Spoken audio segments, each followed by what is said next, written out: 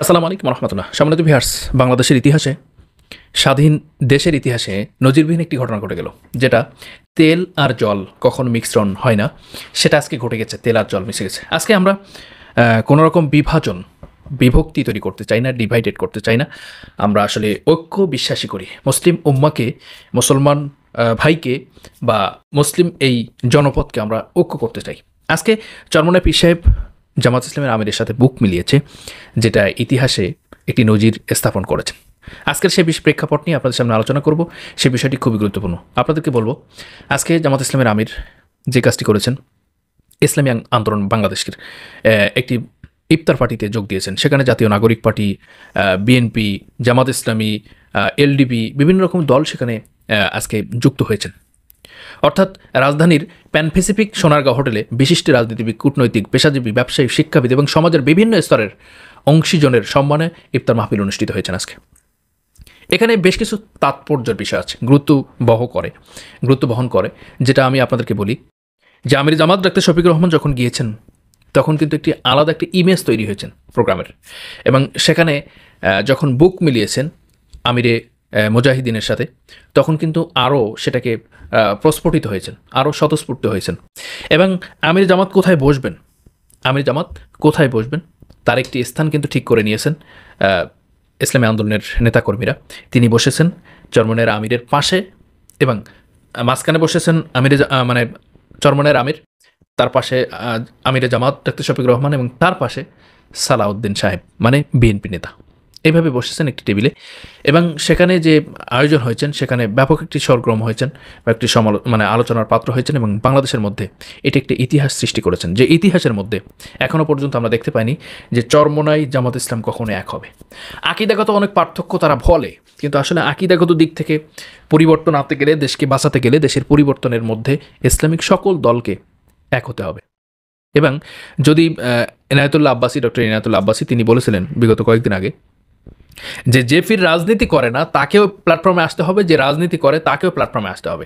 এইটা যদি না হয়, ইসলামিক দলের ঐক্য যদি না তৈরি হয়, আগামী দিনে টুপি পরার মতো অবস্থা থাকবে না, মানে কল্লাই থাকবে না, তাহলে টুপিটি কোথায় পরব, এই পরিস্থিতি তৈরি হবে। সুতরাং আমরা যেটা দেখতে পাচ্ছি ইতিহাসে, বাংলাদেশের ইতিহাসে ৭১-এর পরের, স্বাধীনতার পরে যে ইতিহাস তৈরি হয়েছেন, এটা আমরা দেখতে পাচ্ছি ইসলামের একটি গণজোয়ার সৃষ্টি করার একটি অভ্যন্তরীণ বিষয় শুরু হয়েছেন। এবং বাংলাদেশের সকল ইসলামিক দল নির্বাচনের আগে একই প্ল্যাটফর্মে হয়ে যাবে, তাদের ভোটের বাক্স এক হবে।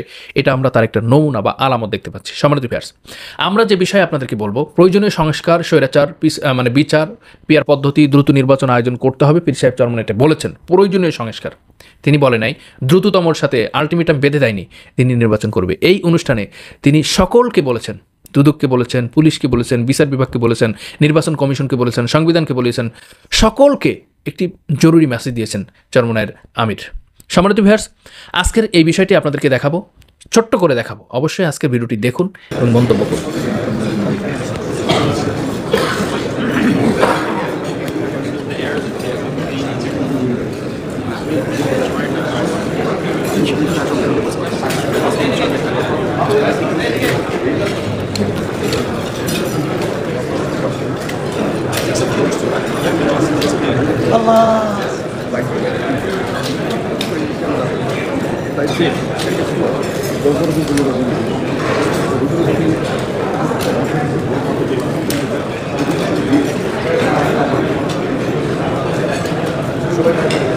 আমরা কেউ উঠাবসা করবো না, দাঁড়িয়ে থাকবো না, সবাই আসন গ্রহণ করবো।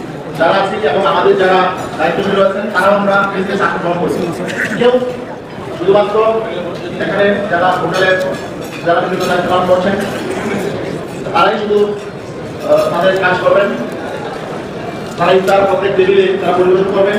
আর কেউই আমরা দাঁড়িয়ে থাকবো না এবং কেউ একটা চেয়ার ছাড়া থাকবো না, সকলেই চেয়ার গ্রহণ করবো। সকলেই আমাদের যারা দায়িত্বশীল রয়েছেন, তারাও বিজনেস আসন গ্রহণ করবেন।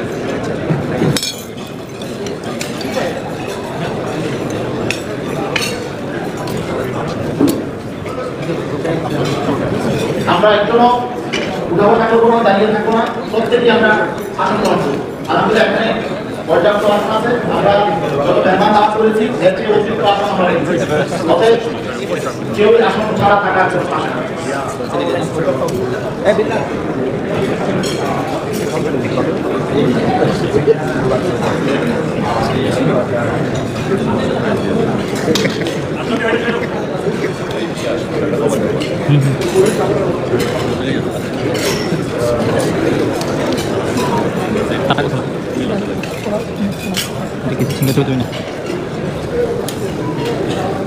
আমরা একজনও আসন ছাড়া থাকবো না, সকলেই আমরা নির্দিষ্ট আসন গ্রহণ করবো।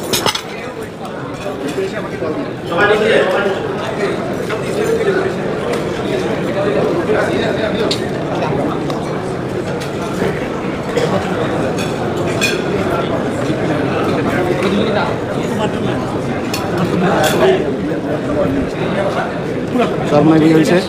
মাগরিবের পরে ইফতারের পরে মাগরিবের নামাজের ব্যবস্থা আছে, পাশে আরেকটা বিশাল হল আছে ওয়েসিস ভেন্যু, সেখানে নামাজের ব্যবস্থা আছে, আমাদের লোকজন আছে, তারা রাস্তা দিকে নিয়ে যাবেন, পাশে আছে, সেখানে আমরা একসাথে সবাই নামাজ পড়তে পারি, কোনো সমস্যা হবে না। এবং মাগরিবের নামাজের পরে এখানে ডিনারের ব্যবস্থা আছে, আশা করি আমরা আবার মাগরিবের পরে সবাই অনুগ্রহপূর্বক ডিনার গ্রহণ করব। মাগরিব আমরা একসঙ্গে করবো, পাশের যেই হল আছে সেখানে ওয়েসিস ভেন্যু, আর মাগরিবের নামাজের হযরত বিশাল জুজরমায় তিনি ইমামতি করবেন। এবং যারা পরবর্তীতে এসেছেন হুজুরের সাথে দেখা সাক্ষাৎ হয় নাই, নামাজের পরে আমরা বলতে পারি বিশাল হুজুরের সাথে আমিরের সাথে আমরা সাক্ষাৎ করতে পারবো।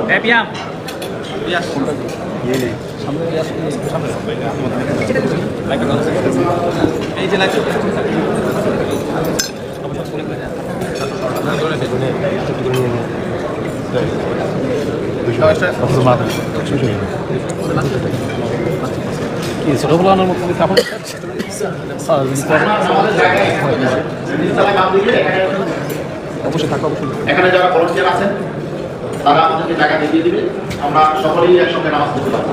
আর এখানে আশেপাশে কয়েক জায়গায় ওষুধ ব্যবস্থা আছে, যাদের ওষুধ প্রয়োজন, নামাজের জায়গায় পাশে ওষুধ ব্যবস্থা আছে, এই হলের পাশে ওষুধ ব্যবস্থা আছে এবং পাশে ওয়াশরুম আছে। আপনারা যাদের ওষুধ প্রয়োজন হবে, বিভিন্ন নাটক হবে, আপনারা সাইজে ওষুধ করে দিতে পারবেন। আর বাকি একসঙ্গে আমরা আশা করি সারা বিশাল জামাতে আমরা ইনশাআল্লাহ মাগরিবের নামাজ আদায় করব। মাগরিবের নামাজ আমরা 6টা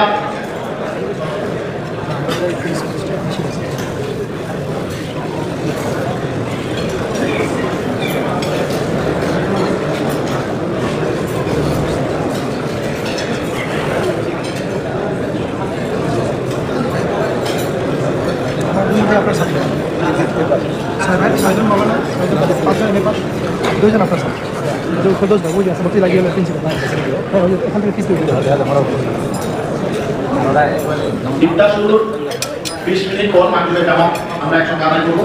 মাগরিবের জামাত আদায়ের পর এখানে বুফে সিস্টেমে আমাদের ডিনারের ব্যবস্থা আছে, আমরা সবাই ডিনার গ্রহণ করবো ইনশাআল্লাহ। যেহেতু এখানে প্রায় আমাদের 500 মতো অতিথি, হয়তো ডিনার গ্রহণের সময় একটু বিলম্ব না হতে পারে, আমরা শৃঙ্খলা বজায় রাখবো ইনশাআল্লাহ।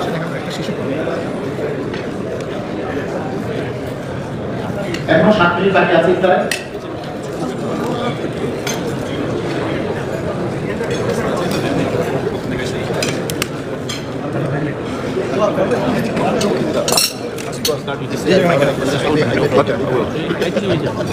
At least your daughter. Yes. Enjoying a little bit countryside. Got some kind of historic.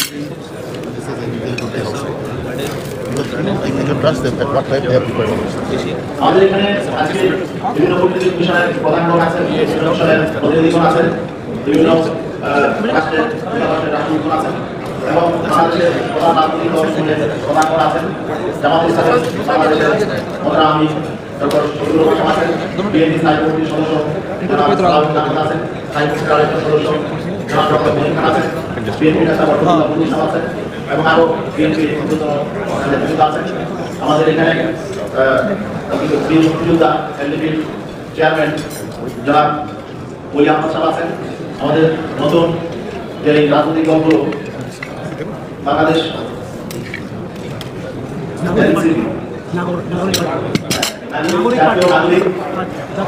জাতীয় নাগরিক পার্টির প্রধান এবং বৈষম্য বিরোধী আন্দোলনের নেতৃত্বদানকারী নেতা নাহিদ ইসলাম আছেন এবং বিভিন্ন জাতীয় মিডিয়া বিভিন্ন দৈনিক পত্রিকার সম্পাদক আছেন, বিশেষ করে আমাদের রাজনৈতিক দলের নেতৃত্বের মধ্যে জড়িত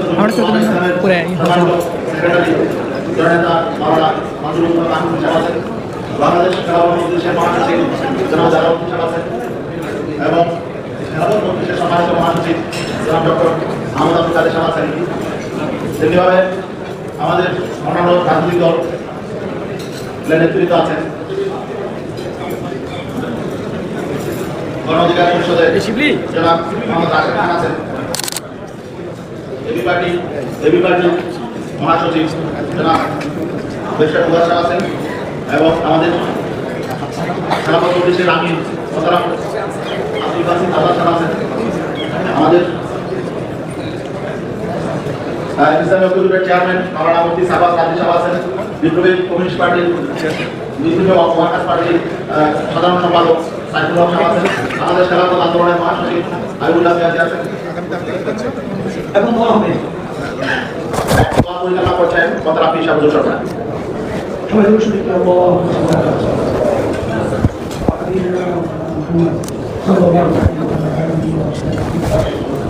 اللهم امين. ربنا آتنا في الدنيا حسنة وفي الآخرة حسنة وقنا عذاب النار. ربنا لا تزغ قلوبنا بعد إذ هديتنا وهب لنا من لدنك رحمة إنك أنت الوهاب. রব্বুল আলামিন আপনাদের জীবনে সকল গুনাহকে মাফ করে দিন।